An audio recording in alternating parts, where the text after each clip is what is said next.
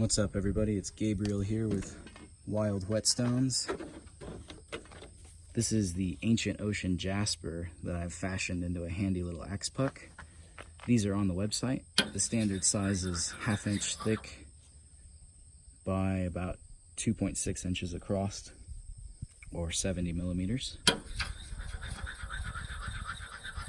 This puck is super engaging. You'll never have to flatten it again because it loads up with steel. It's way harder than any steel you'll throw at it, even super steel. And it really stops carbide tear out to use a super fine hone to polish your edge and touch your edge back up. Now, the interesting thing about this Jasper, even though it can create a mirror edge effect, which is in the ballpark of a finishing stone, something in the range of 30,000 grit, since you can get a lot of reflectivity out of it, but it's hazy too, and that comes from the fact that the stone is super hard, so it's not very forgiving. So the more that the stone loads up with metal, the slower that it cuts. Because you can't gouge it, you don't have to flatten it again. Because the stone never requires flattening, you can simply redress it with another hard stone, or you could use sandpaper, or even better would be a diamond plate. And by refreshing the surface lightly, you can do that thousands and thousands of times and you won't notice the stone wearing out very much at all. It takes ages to lap the saw marks out of one of these stones. After I cut it on my rock saw, it can take up to 10 hours to take out a saw mark if I kerf into the stone real big. But the result of that labor and that process is a precision-made sharpening stone, and it's hungry. It does take a lot of metal. It's hard to see the gray on black, but that corner is really loading up.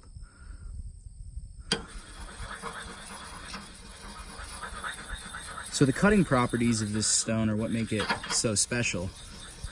It's got a very, very powerful cutting action, and then as the surface starts to get worked in, it gets ultra fine, so it's capable of giving you surgical type edges very quickly.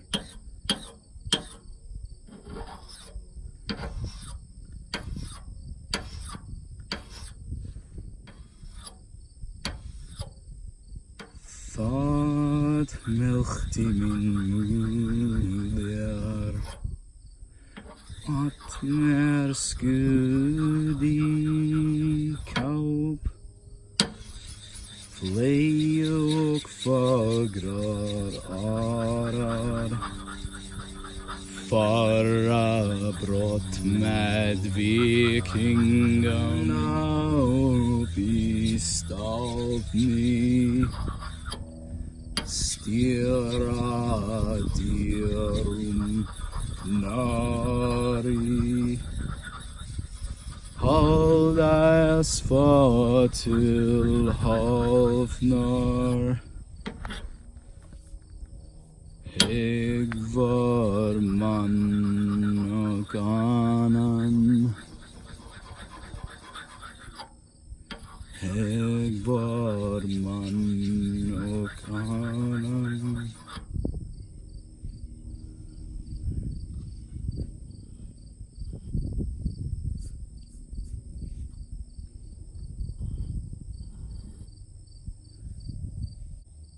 This axe puck is the perfect combination of extremely tough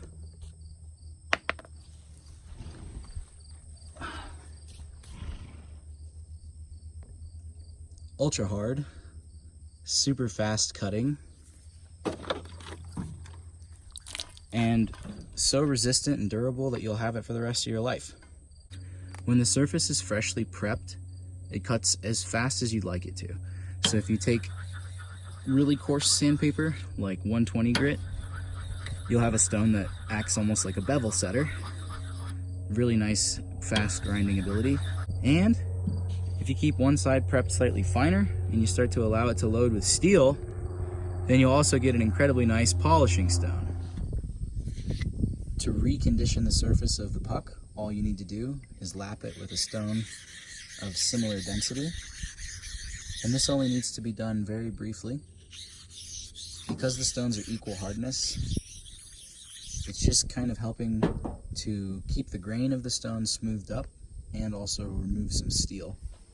You'll want to use an abrasive if you want to actually change the texture of the stone. And that can be done with silicon carbide sandpaper. Silicon carbide is a 9 on the Mohs hardness scale. Jasper is around a 7, and the micro abrasives in it are around a 7.5. Steel rates more like a 5 or a 6 when you get into modern and super steels. And this puck handles anything that you throw at it. Ultra hard stainless, high carbon, you name it. It sharpens CPM 3V, another really tough steel without creating carbide tear out, and that's because the abrasives in it are so fine. And the stone always stays true, so you won't really mess up your geometry unless you, as the sharpener, change your angle. So the stone's durability and fast cutting speed, as well as its ability to hold its precision-made surface, lend it to be an incredible touch-up stone. And if you keep one side lapped a bit more gritty, you'll get a nice, coarser working stone as well. It acts more like a sub 1000 grit.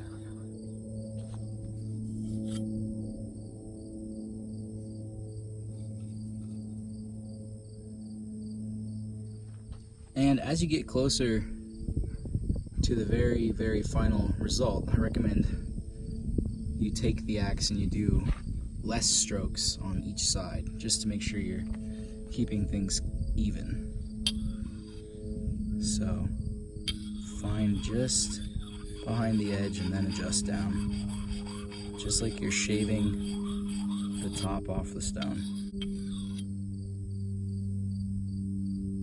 You don't want to create any more burr at this stage, so when you go really light and you use a really precise stone, then you can get that razor level of sharpness.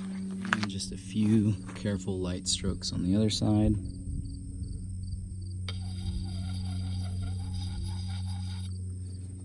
Still trying to figure out my angle.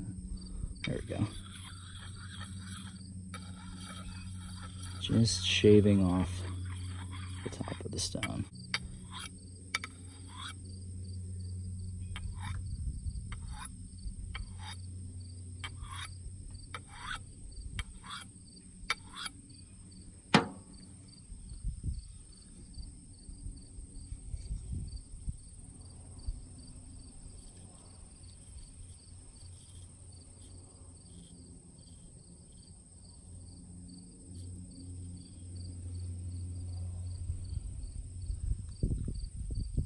Well, as you can see, it shaves and it cuts.